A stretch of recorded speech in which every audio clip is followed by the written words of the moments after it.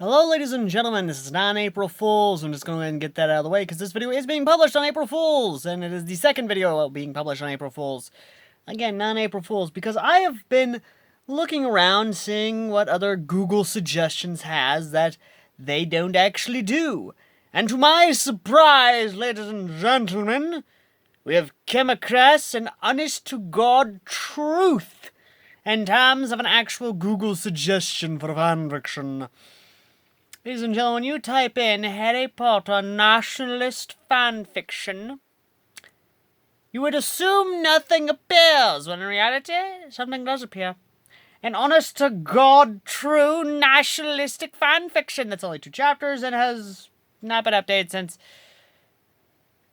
November 11th of 2010, when it was published on November 9th of 2010. So essentially it was published 3 days. 2 chapters. Yeah. Either way, though, so, ladies and gentlemen, what is Rise to Power? Rise to Power is a 2-chapter fanfiction that, honest to God, is interesting. And actually is a cool concept. A politician, a nationalist, who doesn't just identify as a wizard, but is British. Oh, yes, a nationalistic Britishman. Ever heard that before? But in all seriousness, though, ladies and gentlemen, it does bring up a cool concept. It's set well after, of course, the events of essentially the Goblet of Fire, and of course the whole thing of, oh yeah, Sirius is dead. And believe me when I say that, that's exactly what it is. But here's the thing.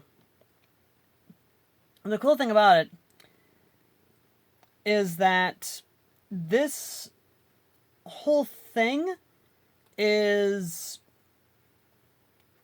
literally a politician. I mean, I'm looking for a speech right now in the 2nd chapter. Here it is. Here we are. This is the speech. Honest to God, I'm going to read this verbatim because it's honestly a really good speech from this politician. Here we go. Let me begin by reconnoitering a story that everyone here should know.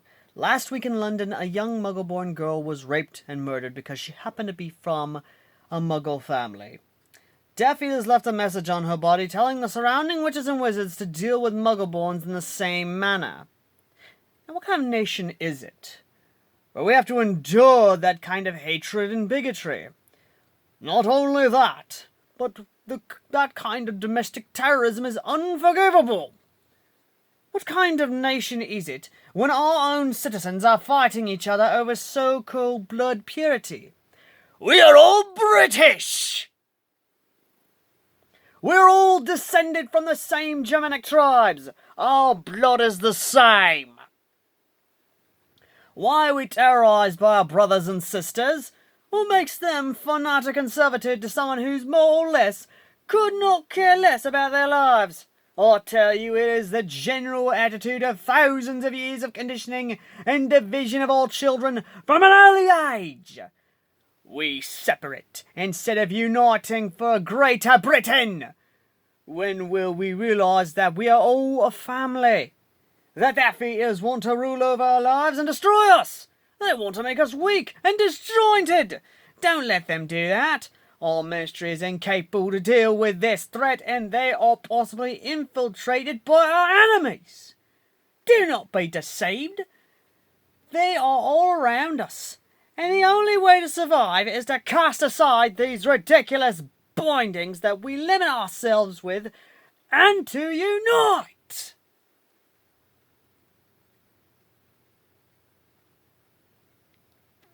That right fucking there is why I love these kinds of things. I am a sucker for speeches, but that right fucking there makes me invested instantly in this story and want to see it continued. Or better fucking yet, you, ladies and gentlemen, the authors who watch this YouTube channel, fucking do something with this. Hell, I had a conversation that lasted an hour fucking long with Crimson Weresloth about an IRA Harry Potter.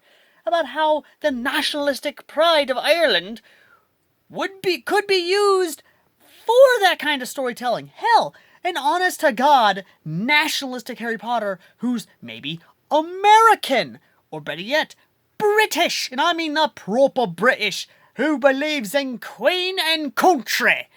Because technically speaking, during the 90s there wasn't a king, still isn't a king, mind you, in the time of 2022, depending on when you watch this video and whether or not, of course, the good Queenie has kicked the fucking bucket and Charles has taken over. Just saying. Again, it's one of those things of, where are these nationalistic stories? Where in the hell is a Harry Potter who is about Brexit? Where the hell is a Harry Potter where literally the man is loyal to Queen and country and not to the Ministry of Magic?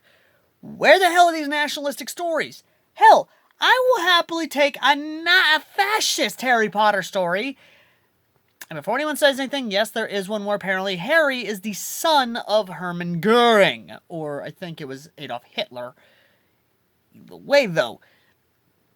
Again, these kinds of stories could be good and could work out very fucking well.